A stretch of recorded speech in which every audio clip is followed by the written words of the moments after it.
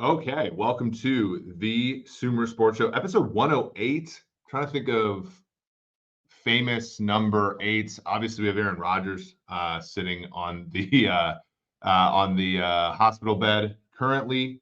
But yeah, a lot of great number eights, of course. A few NFL quarterbacks. I'm thinking Kirk Cousins, guys like that. A fun number certainly to go through.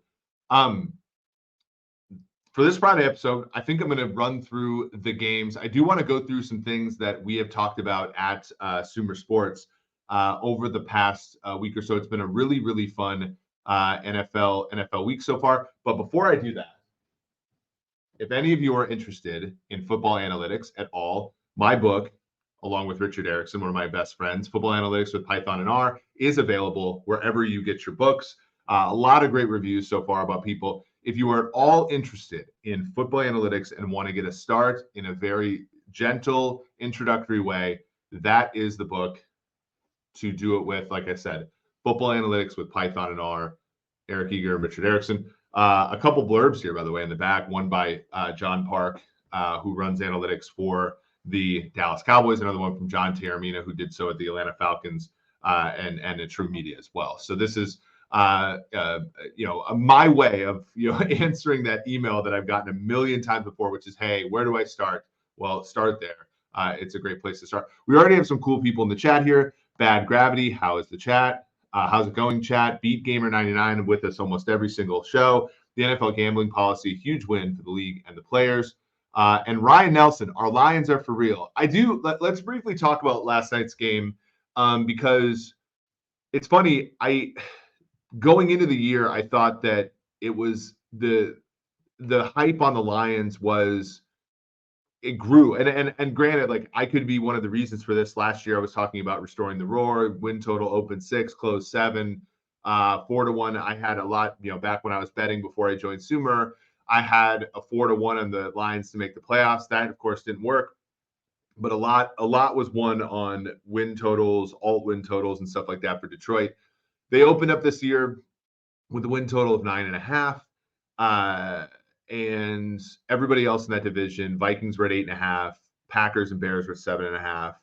I think it's very clear that the market was overestimating Chicago, big market team with a young, exciting quarterback. They didn't take into account a lot of things. And so Chicago sits at 0-3. Minnesota, look, the Minnesota's the same team they always have been. They're a little weaker roster-wise for sure. Defense is not anywhere close to where they were in the NFC Championship game days of 2017. Or 18 or 19, but they're not much worse defensively than they have been over the past 3-4 years. Offense is actually doing very well. Kirk Cousins might set the passing record this year in terms of yards if he were to stay with the team. But they got into 3 one-score games, and by the very nature of it, they have gone 0-3 after winning 11 straight one-score games last year. They've lost 4 straight, including the playoff game last year. So when I looked at Detroit, though, I thought Green Bay was maybe more of an 8.5, 9-win team. I thought Detroit was also more of a 9-win team. So the market was a little bit bullish on them relative to where I was. They go to Kansas City opening night, and I think a lot of sharp people looked at that game and said, look, the offense wasn't actually that good. They got lucky with the pick 6 for Brian Branch, and they snuck out of there with a win. Go to Seattle, they get a little bit banged up. Seattle comes there. They get a little bit banged up. They lose a game in overtime. They probably should have won, frankly, if Goff doesn't throw a pick 6 and Goff hits the deep shot at the end of the game when they were going for a field goal. And if they were to score a touchdown there, they'd be 4-0 right now. Kelsey was also out, as Beat Gamer says, Beat Gamer 99, huge for Detroit in that game. But then, so a lot of professional money came in on Atlanta last week in Detroit. Detroit was kind of a 4.5-point favorite on the opener. You look ahead, got all the way bet down to about 3, and a lot of professional money on Atlanta. And I understand why. Atlanta's terrific as far as like controlling the game, line of scrimmage, running game. And if Desmond Ridder was able to do a minimal amount of quarterbacking, they could be a good team. He obviously can't, because everybody who told us he was good was wrong. But anyway, the Lions had a very, very wire-to-wire professional win last week against Atlanta at home. They go on the road to Green Bay. Now, Green Bay, again, beat the hell out of Chicago in week 1. You know, kind of controlled the Atlanta game despite being without Bakhtiari, Jones, and Watson. Lost that game at the very end. Then go and then have the kind of exact opposite game at home against New Orleans. They get down 17-0. New Orleans quarterback Derek Carr gets hurt. They come back. They do the go for 2, down 8. They execute it perfectly. Missed field goal by New Orleans. They win. They're 2-1. And so when things got opened up back on Thursday, Detroit was anywhere from a 1 to 1.5 point favorite on the road against Green Bay. A lot of professionals that I knew really liked the Green Bay Packers in that spot, money line, spread. But there was obviously opinions that also like Detroit, respected opinions, because that game closed 2 after the injuries to Bakhtiari and Jair Alexander meant that they were going to miss the game, and injuries to Taylor Decker meant that he wasn't going. And David Montgomery, who ended up being a very instrumental part last night, didn't miss the game. It ultimately swung in Detroit's favor. And after an early interception by Goff, Detroit basically, you know, controlled it. Goff averaged 0.07 EPA per pass. Contrast that with Jordan Love, negative 0.25 EPA per pass. Some of that was interceptions, some of that was just ineffective play, a lot of sacks. And I think you have to conclude now, after 4 weeks, especially considering how good Kansas City's defense has ended up being, right? Surrendering just 9 points to Jacksonville, just 10 points to the Bears, in addition to just 14 from Detroit, that Detroit's a good, like, adjust for everything. Detroit's a pretty good ball club. And I think, you know, very much a favorite in that division, very much a team that you have to, I think, consider after, you know, San Francisco, Philadelphia, Dallas, maybe in that order. Maybe you know, Philadelphia hasn't been that impressive relative to expectations, but yeah. So you go San Francisco, Philadelphia, Dallas. I think Detroit and Seattle were always those 4 or 5 teams for me. Seattle hicked up in the first game of the season against the Los Angeles Rams, but have been pretty good since beating Detroit and, of course, beating Carolina. Now their defense couldn't stop Andy Dalton to save their lives, but at least that was a professional win by them. I'm going to talk about Seattle, I think, later in the show, because I think that game is a little bit mispriced, you know, the market price for Seattle. At least it was back when they were underdogs earlier. So I think you have to consider Detroit the 4th best team in the NFC, and I don't think you are that far off if you think the gap between them, Dallas and Philadelphia at least, is not that big. San Francisco, to me right now, is a little bit of a distance between everybody else, but I think Detroit is inching in on that second tier in the NFC, which is incredible given where they were. I mean, they got their 3rd win in week 4 this year. It took them all the way until week, if I'm remembering this correctly, they were 3-6. So that took them all the way to week 10 last year. It took them all the way to week 18 against a Green Bay team that was resting their starters in the second half for Dan Campbell to get his 3rd win in year 1 of that regime. So just a round of applause for how good they are. Some comments in the chat here. Ryan says Goff is not a force multiplier, but he has shown repeatedly if you surround him with very qualitative pieces and create a play call, you can run a high-end offense. I think that's a perfectly said about Goff. I don't think you can win with him if he's surrounded by a bad collection of players, but evidently, I mean, Ben Johnson has done terrific work. And granted, and I'll also say this, and I think a lot of like the ball knower film people, you know, who told you Desmond Ridder was good, tell you Goff isn't good. I don't think that they really appreciate how much confidence Goff has when the structure's there. Like there's something about, of course, you need structure, but I could be in my chair 2 bourbons deep and not be as comfortable as Jared Goff throwing off play action. So I think there's some tangible things, intangible things that Goff does that it makes him a winner. And there's a reason why he's won with both of the franchises he's had, despite his very limitations. Laporta looks promising. Yeah, we talked about this on the Sumer Sports Show Wednesday. The 3 of the top 4 tight ends in the NFL in terms of receiving yards right now are all from Iowa. Laporta seems to be the next big one here. Dan, good bet here. You took money line with Detroit. A very good bet as well. And Mass here says Goff is at his best when the run game is going. Stopping the run is instrumental to stopping the Lions. I agree. Now, Montgomery was very much a singles hitter last night, and it worked. Like a lot of success rate, 48% success rate on the ground for him. Only averaged less than 4 yards a carry, but a lot of that was because some of the short yardage plays he had were effective, if not they weren't big yardage plays. a very masterful effort by the Lions. The Packers, look, I'm still high on the Packers. I still think they'll go over the win total. I'm kind of probably out on them winning that division now that they're a game back, with a tie without the tiebreaker. But some of the things, and I've sung the praises of Matt LaFleur on this podcast a lot. And I know Keyshawn Nixon was a Pro Bowler last year, all pro last year, frankly. You can't do what they did on special teams last night and come back and tell me you're trying to win. They dropped about 45 yards on kick returns that they could have simply fair caught. And again, the NFL is just handing you these yards and you're trying to take them. You can't tell me Jordan Love is so bad that you need the threat of a return touchdown in every single return. And frankly, if he is that bad, I want him starting at the 25 and not the 11 after a holding penalty. So I thought that game, again, as much as I like Matt LaFleur, and I think he's done terrific things, I think he does a lot to help Jordan Love win. Last night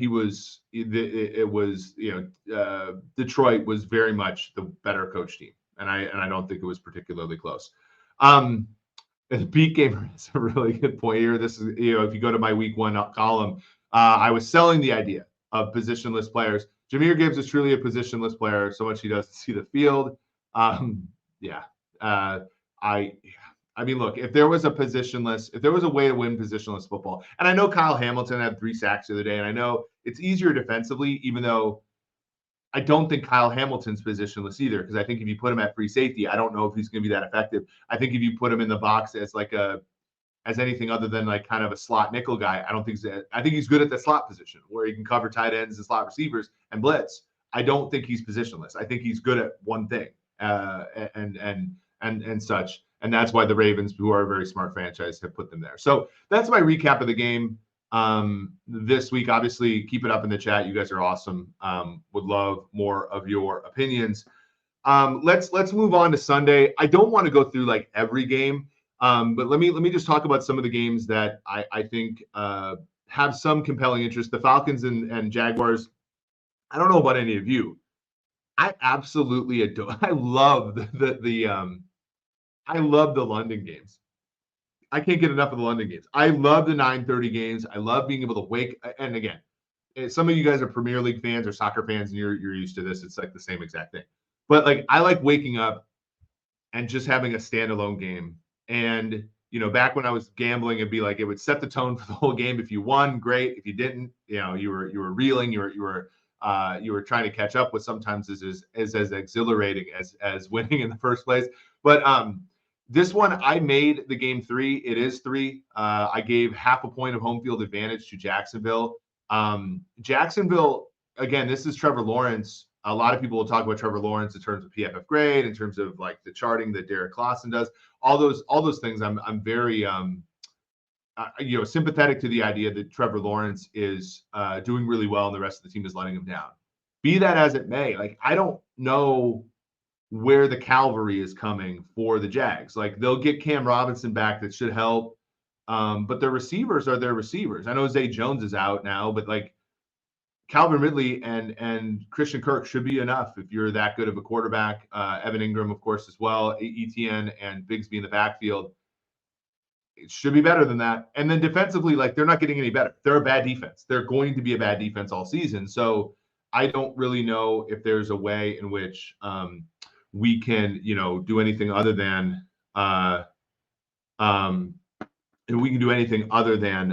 look at Jacksonville and just say, look, that's going to be a grind for them for sure. So I don't know. I made the game 3. I'm interested to see how Desmond Ridder, frankly, I'm interested in the whole world seeing Desmond Ridder. Again, we were told, and but we were told things before the draft, like if you don't see a lot of potential in Desmond Ridder, you don't know what you're looking for in quarterbacks. And I got to be honest with you, I was selling that idea the whole time, and I think like he's obviously been able to hide behind noon games Central Time for the first 3 weeks. It'll be interesting to see once he's playing now early in the morning. Sorry. What's going to become of him. I actually don't disagree with this from Ryan. Put in Heineke, like this Falcons team, when you look at strength of schedule, easiest schedule remaining if you look at sumersports.com, and look at the team page, the league table page. Easiest schedule moving forward. Yeah, you probably have to eventually think of Heineke if you don't get a viable quarterback play from Ritter, because this team could win 10 games simply by showing up. And if they don't, then you really have to wonder about, that you want that regime. I want that regime to do well. And so I would be happy to see them have success, but I think that they have to change the quarterback. Yeah. Beat Gamer made a really good point, but Desmond Ritter wins in college on a really good team. Pablo Andres says, love the podcast. Thank you, Pablo. I do want to address this. When Desmond Ritter got his shot to play a Power 5 team in a NCAA playoff game, he had 40 dropbacks. 10 of them resulted in either a sack or a ball batted at the line. I just don't think he processes the game fast enough to be an actual NFL quarterback. Let's look at some other games. Vikings Panthers. That game's at -4 now. The Vikings are -4, -114 on Pinnacle. The probably Pinnacle and Circa, the two best sportsbooks in North America. The Vikings were -2.5 on the look ahead. They've taken nothing but money all the way out, and the over has taken money as well. Makes sense. Panthers once had a great defense. Now with all the injuries, it's not going to be such. And even if they were a great defense, the Vikings offense has been phenomenal this season. And that was part of my handicap, was this could be a great offense. The defense is going to be a problem. Bryce Young looks like he's going to play, which I do think favors Minnesota relative to Andy Dalton. And if bettors want to lay the points again with Minnesota, I think that they're going to be more sure of themselves against Bryce Young. They would be Andy Dalton around this time last year in a Minnesota New Orleans game, again in London, was able to at least cover the number because of a furious stretch of plays. I think they backdoored that, and then the Vikings won with a field goal at the end. But Dalton's been effective. He was effective last week. I think obviously if you're Carolina, you have to play Young because he's your pick. But for the purposes of who's going to win this game, I think it's a little bit better to be playing Andy Dalton. Washington, Philly, this thing has moved out from 7.5 to 8.5 or so. People are betting the Eagles. Eagles off a short rest, but Washington really struggled. Again, one of the things we talked about on Wednesday's version of the Sumer Sports Show was, this sack rate versus, sack avoidance metrics versus accuracy metrics. Sam Howell, terrific accuracy-wise at times in college, has always been a high pressure to sack conversion guy.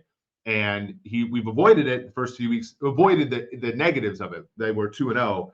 They moved the ball okay, especially against Denver.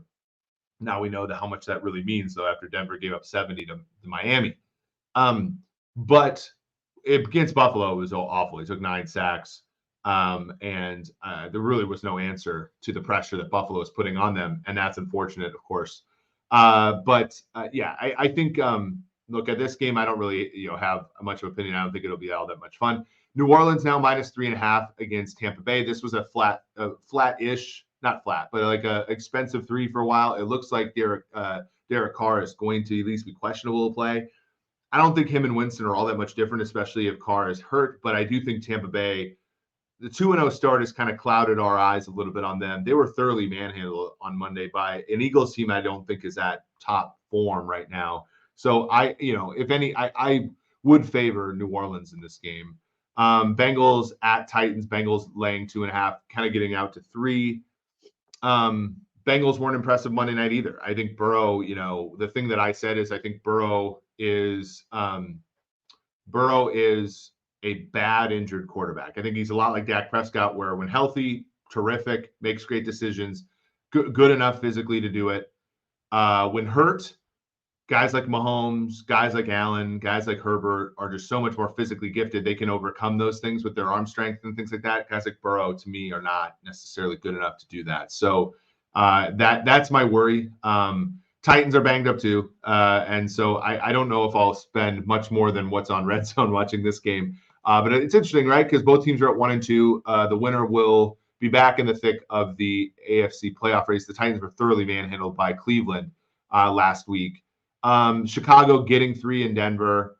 It was 3.5. They have to be. I think this is claim, but the Bears are the first team in NFL history to be 3.5-point home underdogs at any point to a team that gave up 70 points the week before. I mean, this is, I don't know what you do if you're Chicago here. If you can't put up points and keep this game close, people might start asking questions. And again, if you look at the Sumer Sports Show from earlier, the Wednesday before opening day, my basic thing about the Bears was I like Ryan Poles. I think Matt Eberflus is a fine head coach.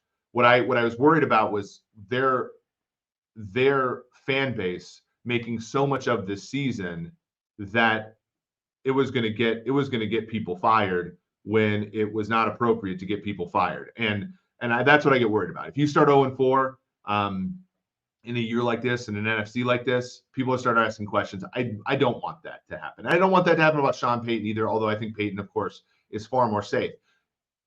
I don't have a rooting interest in this game, or even at this point, I think Chicago is probably better than being 3-point home underdogs to a Miami team that just gave up 70. But I also have viability issues with the Bears. Let's go to comments here before we get to some other games. Actually, some really good comments here. Mass here. When a bad rushing team meets a bad rush defense, who has the advantage? I think when both are bad, defense has an advantage. Yeah, I think the weak links are stronger on offense. The dependence on weak links are stronger on offense. Meaning, again, like if I have 5 offensive linemen and they're all kind of weak, there's more. I only really need one good defender to exploit that, and so that's my point. I think it's bad to be bad at both, but I think run defense is a little bit more strong link, and hence you can have one player play really well and blow up an offense. Whereas if a right guard is manhandling somebody, you still need the 4 other guys to be viable in order for the offense to be good. Tim Bryan has a good question. I actually don't know the answer to this. Any guesses, theories on what this year's Big Data Bowl topic would be? Back in the day, I used to work with Michael Lopez a little bit, to help them with PFF data. I'm not with PFF anymore, and so I don't even know if PFF's working with them anymore. I know that Mike had a tweet about them firing interns and stuff. So I don't know. I honestly, if you look at the past ones, it was sort of like you had coverage, you had wide receiver routes, you had running backs, you had offensive defensive line. So you can do a process of elimination and look at what could possibly happen there. Let's look. Who's worse, Zach Wilson or Justin Fields? I think Fields is much better than Wilson. I think that was true the whole time as well. A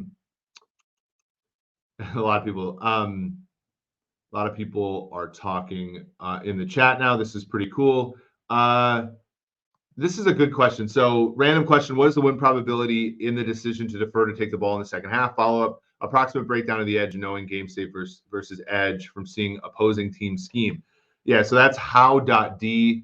Tej brought this up in the chat. So the team that gets the ball first covers the first half spread a little around 55%. Now, I actually have to go look back at that data because I'm just taking his word for it, because a lot of really sharp bettors will actually wait till the coin toss, get that information and bet it before the kick.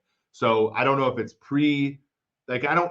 I'm not exactly sure. But I do think there is an advantage in the first half to having the ball, which means there's probably an advantage in the second half of having the ball. I'll have to look at that. I think it's minimal at best to defer to the second half, but I think it's the right decision to do so because you do want more information. So it's one of those examples of, like, for example, if you're up 7 after a touchdown, should you go for 2 to raise it up to 9, or should you kick the PAT to make it 8? It's basically break even, but as an analytics person, I would prefer to keep, if I have the ball, I prefer to go up 8, because then there's information hidden from my opponent as they come back. Do they know if that 2-point conversion is going to hit or not when they're done? And that kind of ruins their strategy. Conversely, the whole reason you go for 2 down 8 is so that you have the information about, if I get that second touchdown, go for 2, do I make it? Well, I want to have that information on the first touchdown so that when I'm with 5 seconds left in the game, I'm not all of a sudden needing an onside kick to get 2 points. So I don't. Good question. I'll have to look at the data. I believe it's break even, but teams defer because they want to have the information about how the first half went before they have the ball in the second half. Okay, let's talk about a few more games. Dolphins Bills is just going to be phenomenal, right? I mean, we've all seen this before. Some people have bet the Bills out to 3, and some people have bet the Dolphins back out to 2.5. That's basically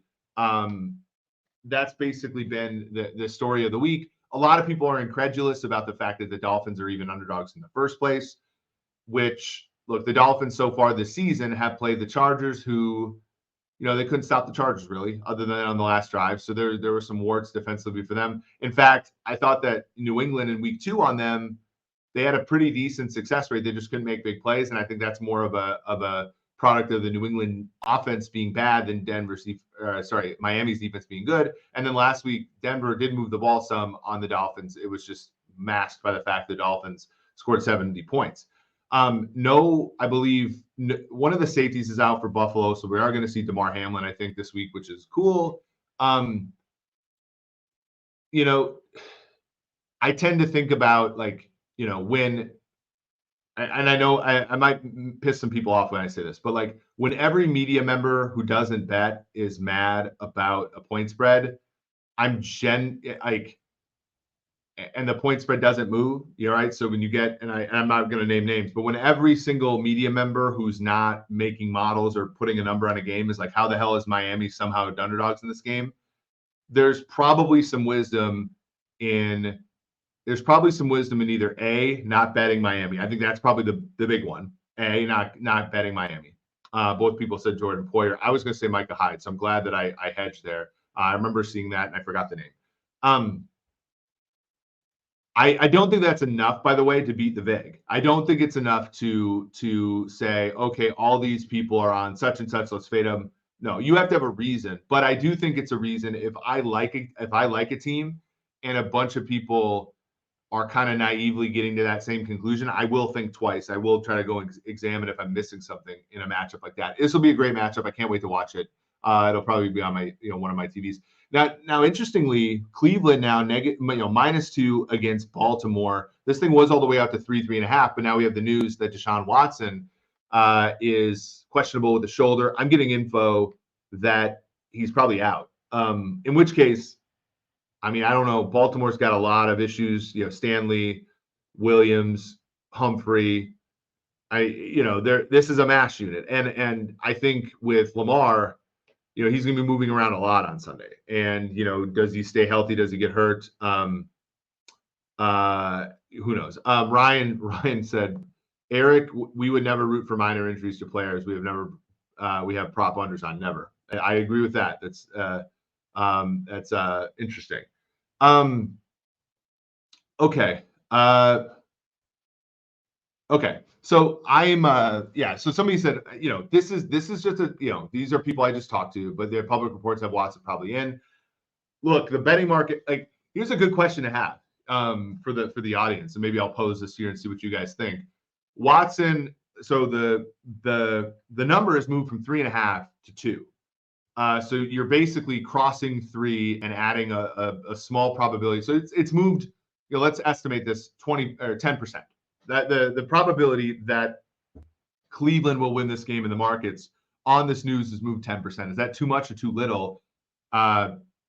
Is it too much if Watson's in? Yes, I think so, right? Is it too little if Watson's out? I don't know. I actually think Dorian Thompson-Robinson, Kevin Stefanski, as well as how bad Deshaun Watson has been, means that number's pretty, I actually think that market number is closer to an indication that Watson's out. So somebody said difficult says it was, difficult's here. It was 3, never 3.5. Okay, got it. So never mind. So that's moving it down. Yeah, it's more like than 5 or 6%. So okay, then I think it's still I think it's still probably an indication that it's a toss up. But yeah, some information that I've gotten is not great for Watson. But public reports, as difficult as said, has Watson probably in. So we'll see. never bat 100 on those or 1,000 on those. So cool. All right, let's talk about a different game. Let's talk about Pittsburgh, Houston. Pittsburgh's -3 right now. They did have some travel issues coming out of Las Vegas. I don't think that affects them that much. Houston had a really good performance by the quarterback, CJ Stroud, last week, and that beat, Jacksonville. Now they're still hugely banged up. They still have a lot of issues, both offense and defense. It just doesn't seem like a game that I'm going to really have a firm opinion on. Like I was very much on the Steelers as people who watched me on the Hammer. I thought that they should have been the team that was the favorite last week. Who knows if I was right? I was just, they did win though. And I think Houston was the against many people in Survivor last week, Jacksonville. And so I think that I do think you see somewhat of a letdown from Houston, but you also might see a letdown from Pittsburgh. Pittsburgh is not a great football team, and the quarterback needs to play better, I think, in order for this thing to turn around and be good. Okay, let's move on to some other games. Rams, Colts. It looks like we're going to get Anthony Richardson. Colts are still a point underdog in that game. I think the shine is a little bit off this Rams team. Stafford looks pretty good, but then he still kind of has those errors that when they won the Super Bowl, he led the league in interceptions tied with Trevor Lawrence. It's fine because they had so many other great players. I think Stafford has to give you, in order for this Rams team to win nowadays, Stafford has to give you all of those great things that he's done his whole career, right? When you look at him, the arm talent is phenomenal, but he can't make those mistakes anymore. In week 1 against Seattle, he didn't make those mistakes. They won comfortably. He kept them in the game for most of the time against San Francisco. Some of those mistakes gave San Francisco the opportunity to win by margin. And then last week against Cincinnati, it got away from Los Angeles because Stafford made some mistakes, but they were in the game in the first place because Stafford is phenomenal. Difficult has a good statement here. Somebody was relentlessly betting Texans spread last week, and they're doing it again this week. Yeah, that number, by the way, when people look at Jacksonville, that was like 8.5. I think it closed a flat 7. So yeah, there's people betting Houston. And look, like I've said this on this air, and actually I think if you go to sumersports.com and look at the AFC South preview, the Houston, when healthy, Houston's not a travesty of a roster. Like this, they have some players, and Tank Dell and some of the guys they drafted. Tank Dell is pretty good. Obviously, Dameon Pierce is a running back that is not terrible. So I think that Anderson, secondary without Stingley. Yeah, I mean, if you talk about them at full strength, I don't think it's awful. I think if you look at them when they're injured, that was they're going to struggle. Although they performed incredibly well against Jacksonville last week.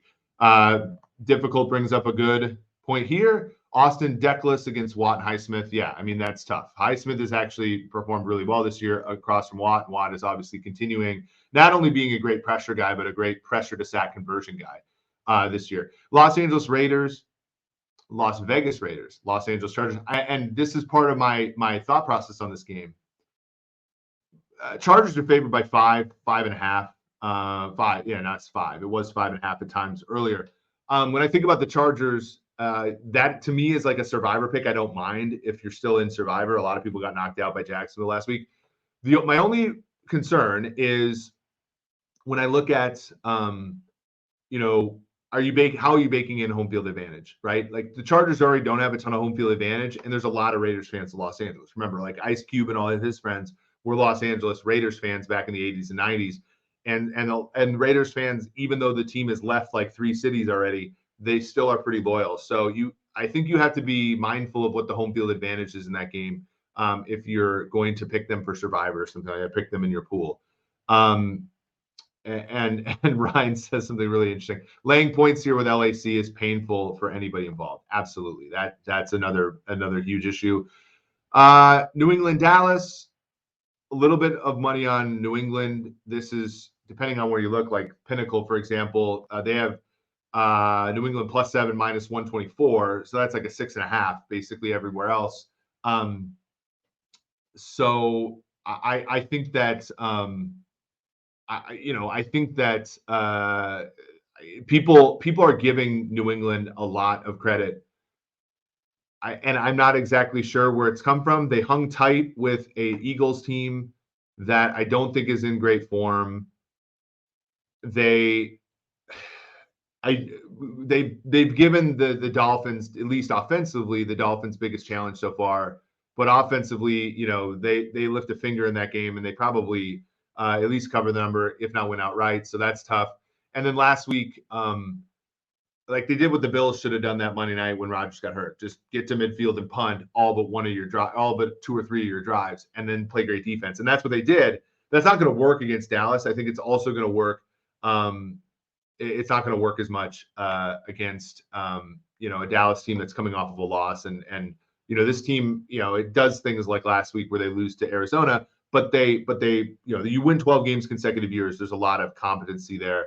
I think Dak rebounds. I think that they're deeper at receiver than they have been in the past with Cooks and Lamb and guys like that. So I don't know if New England's defense is going to have the kind of success they have against most teams because they're deep there. A good question by Richard Machado.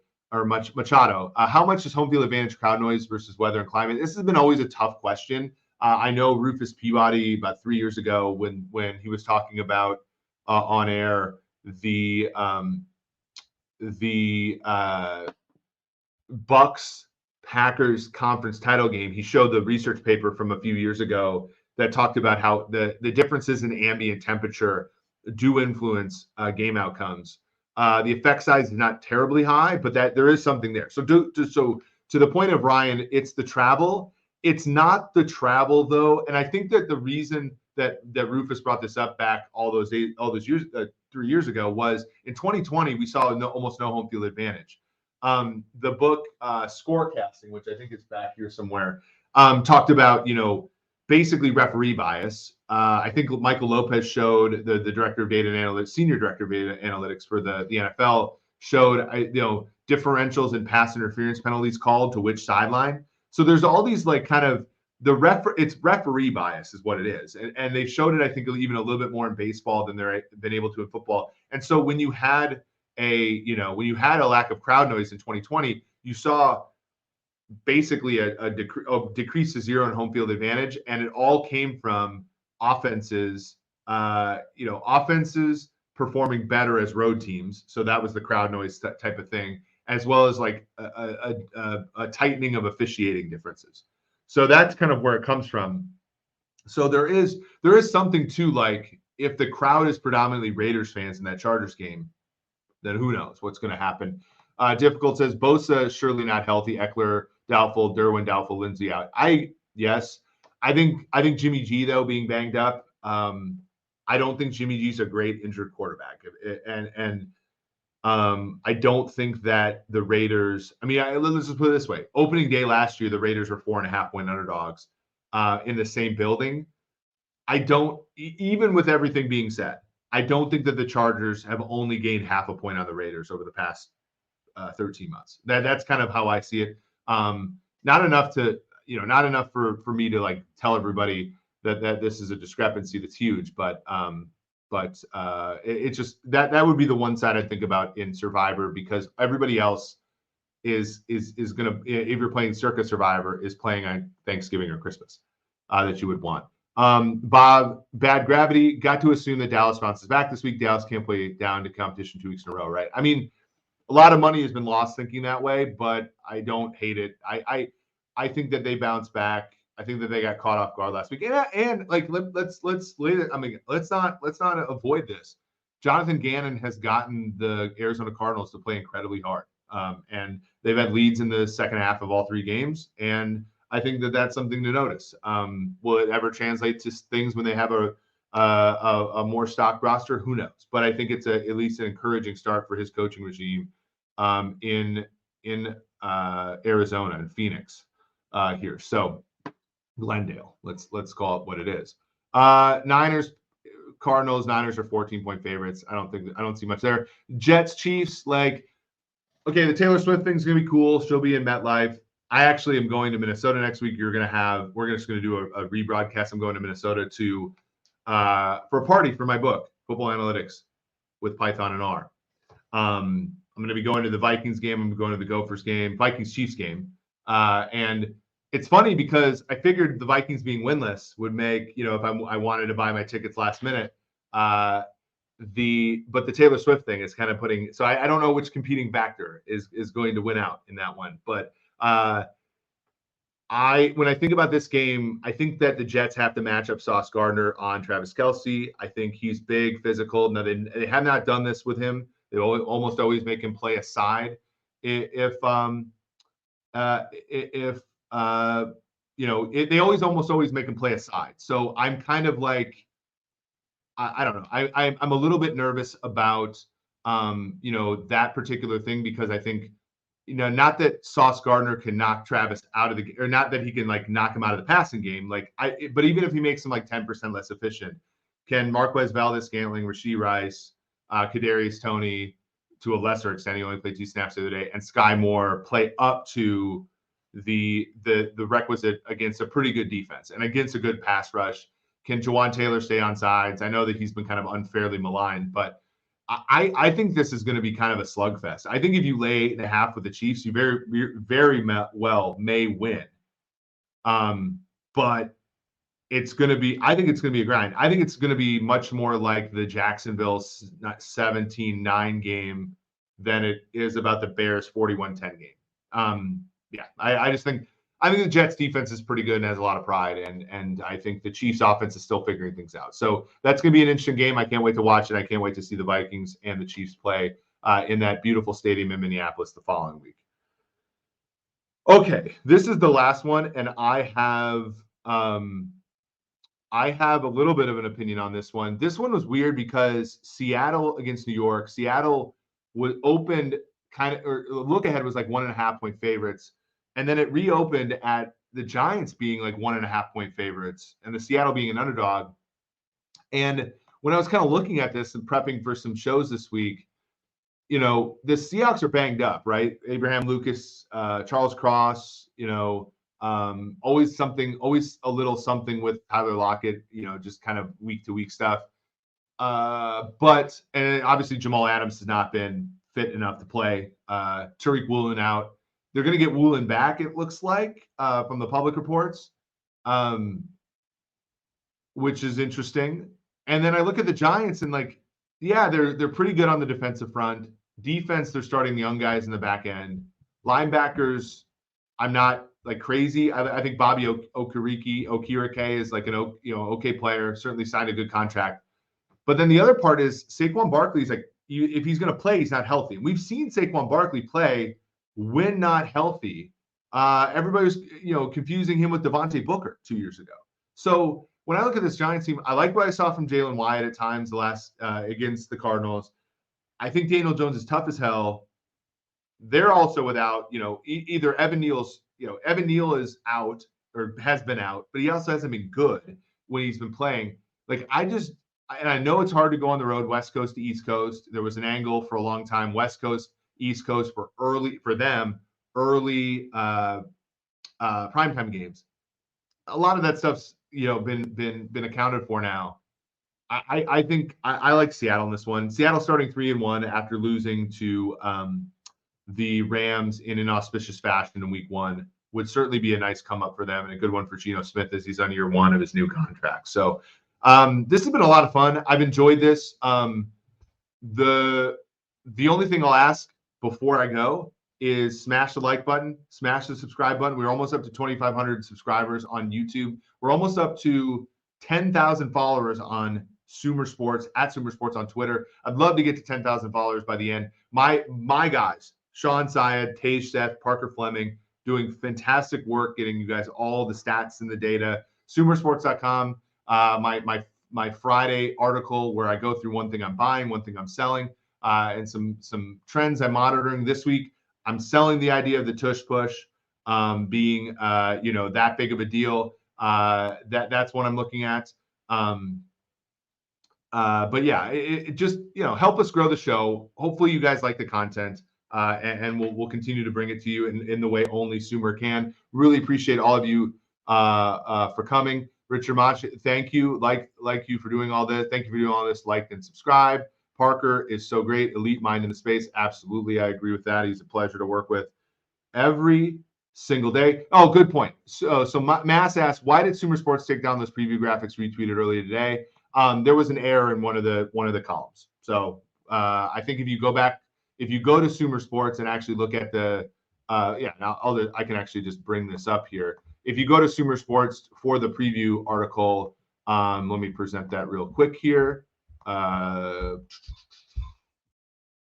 If you go to sumersports.com and you go to the weekend preview for week 4, it'll have those back updated here for all the games. There was a small error we had one column that was run defense when it was supposed to be pass defense, and so we had them flipped. So we just eliminated them from Twitter. But thank you for pointing that out, Mass. We'll have it corrected.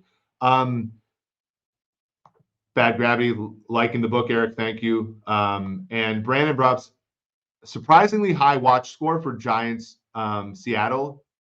Subscribe to the newsletter. Yes, thank you. We have over 1,000 subscribers to the newsletter now. We're really comfortable with that. Yeah, I think the thing with the Giants and the Seattle is neither team is that bad. So if both teams are decent, that helps. The spread being close to 0 helps, and the total is not small. The total is in the mid 40s up there. Good question here from Ryan. I actually gave us a talk at University of Minnesota last year to their data science math department. Got to meet a lot of people in the football. PJ Fleck fan are annoyed. I mean, look, the Gophers are better than when I was a kid and growing up in Minnesota. So I'm he's much better than like Tim Brewster. He's much better than some of these other guys I've had. The way he manages the clock is not great, and yet I think in the Big Ten he can hide that a little bit because the games are all low scoring. But there are games where, like the Northwestern game, where they mismanage the time so badly that they end up losing a game they should win. So I think Fleck on average is positive. I think he recruits well. I think he's grown the stature of that program. I think in game he should hire one of you and have him standing next to you and be able to tell him sort of how to handle the clock situation in college football. They had a 21-point lead in Northwestern. Not only did they lose, but they lost a 3-touchdown lead to them. So cool. Like I said, sumersports.com, subscribe to the newsletter, subscribe to all of our great content. It would not be possible for me to do the show, for anybody to do what they do without loyal listeners and without loyal followers like you. So I appreciate you greatly. So for Eric Eager, this has been episode 108 of the Sumer Sports Show.